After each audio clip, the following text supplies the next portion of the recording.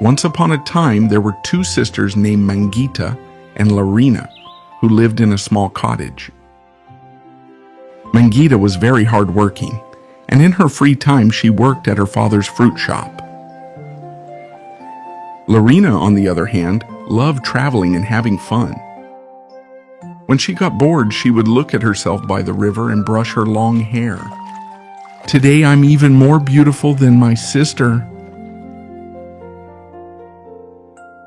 One day, Mangita and Larina's father went on a long journey that could not be undone.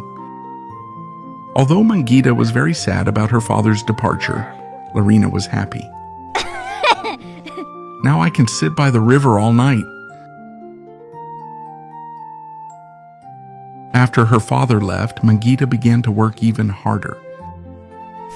In the morning, she would sweep the floor, make delicious soup for lunch, and hang laundry. Larina's only entertainment was causing trouble for her sister. She would dirty the carpets at home and pour ice-cold water into the cooked soup.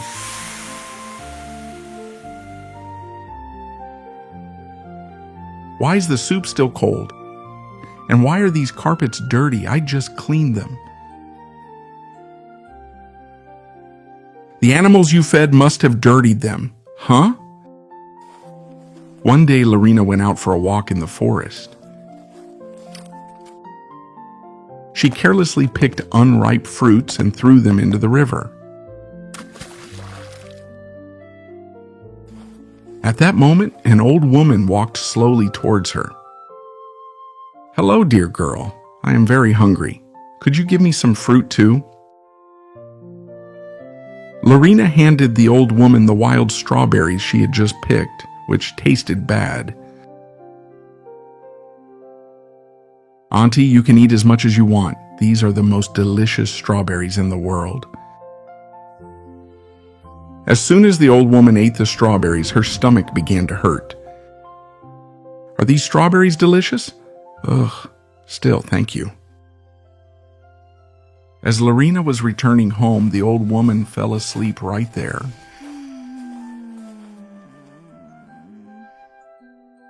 While Mangita was out in the forest gathering vegetables for dinner, she saw the sick old woman. She immediately brought her home and put her to bed. "What is this woman doing in our house? She smells awful." "Don't say that, Larina. The woman is very sick. We must feed her healthy food to help her recover." Mangita prepared hot soups and made herbal teas for the old woman. Larina secretly poured out the soups and put dirt into the herbal teas. "Larina, did you put dirt in this herbal tea? Tell me right now." "No, I didn't put it. The old woman did." In a few days, the old woman had recovered. "You are a kind-hearted girl, Mangita. If you ever get sick, eat these blueberries every day. You will recover right away."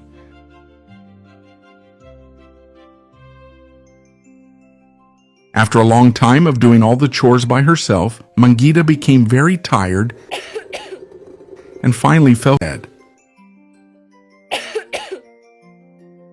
"Larina, could you bring me the blueberries the old woman gave me?" But Larina ate all the blueberries herself. "There's nothing here. Maybe the birds you fed ate them all."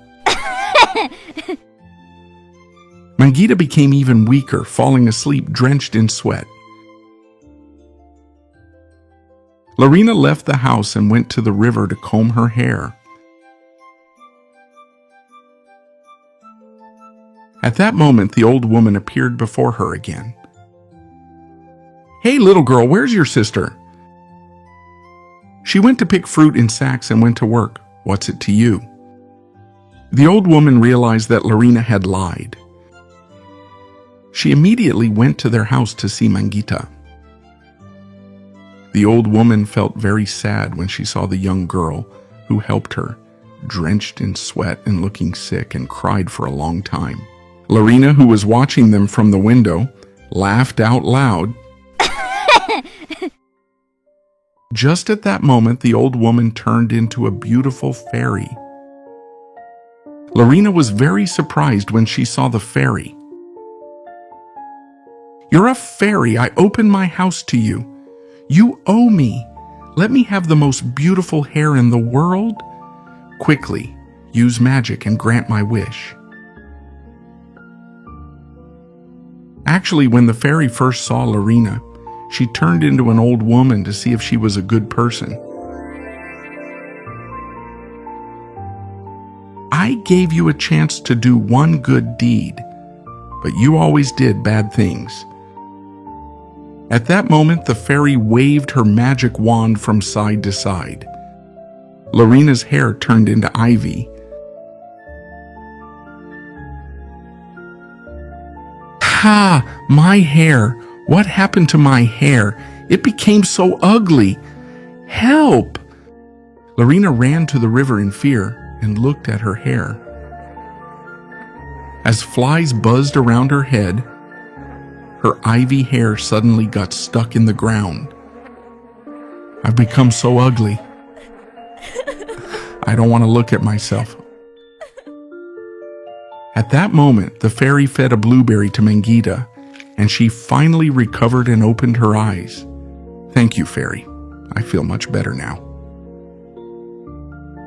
The fairy waved her wand twice, turning their small cottage into a dazzling palace.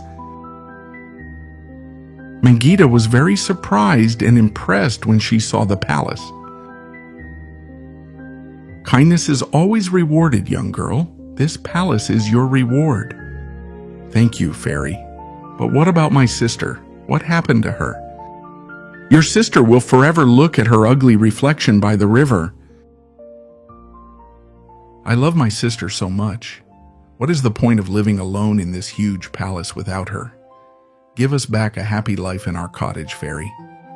That is my only wish." The fairy was very happy to hear Mangita's words.